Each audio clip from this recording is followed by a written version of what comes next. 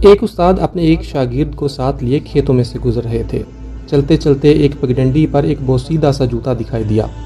صاف پتہ چل رہا تھا کہ یہ جوتا کسی بڑے میاں کا ہے جو قریب کے کسی کھیت کھلیان میں مزدوری میں مصروف ہیں، اور اپنی مزدوری سے فارغ ہو کر وہ یہ جوتا پہنیں گے اور گھر کی راہ لیں گے۔ شاگرد نے جناب شیخ سے کہا، حضور کیسا رہے گا کہ تھوڑی دل لگی کا سامان کرتے ہیں، جوتا ادھر ادھر کر کے خود بھی چھپ جاتے ہیں۔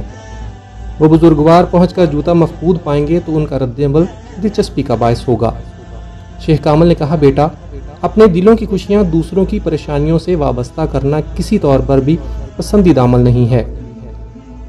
بیٹا تم پر اپنے رب کے احسانات ہیں، ایسی کبھی حرکت سے لطف اندوز ہونے کے بجائے اپنے رب کی ایک نعمت سے تم اس وقت ایک اور طریقے سے خوشیاں اور سعادتیں سمیٹ سکتے ہو، اپنے لیے بھی اور اس بیچارے مزدور کے لیے بھی۔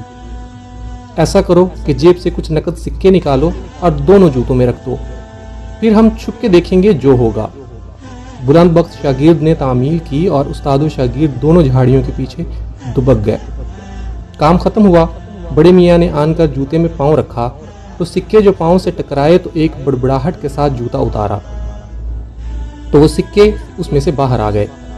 ایک عجیب سی سرشاری اور جلدی میں دوسرے جوتے کو پلٹا تو اس میں سے بھی سکے کھنکھتے ہوئے باہر آ گئے۔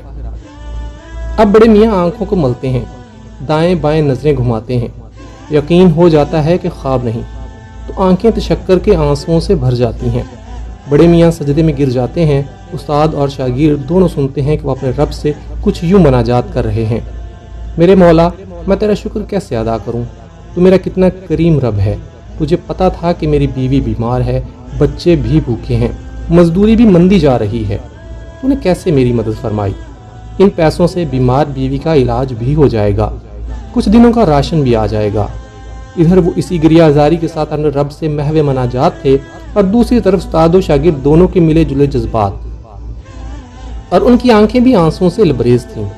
کچھ دیر کے بعد شاگرد نے دست بوسی کرتے ہوئے عرض کیا، استاد محترم آپ کا آج کا سبق کبھی نہیں بھول پاؤں گا، آپ نے مجھے مقصد زندگی اور اصل خوشیاں سمیٹنے کا ڈھنگ بتا دیا ہے۔ شیخ جی نے موقع مناسبت جانتے ہوئے بات بڑھائی، بیٹا صرف پیسے دینا ہی عطا نہیں بلکہ باوجود قدرت کے کسی کو معاف کرنا بھی عطا ہے۔ مسلمان بھائی بہن کے لیے غائبانہ دعا عطا ہے، مسلمان بھائی بہن کی عدم موجودگی میں اس کی عزت کی حفاظت عطا ہے۔ اس ویڈیو کو شیئر کریں تاکہ دوسرے لوگوں کے لیے بھی سبق آموز ثابت ہو۔ جزاک اللہ خیر۔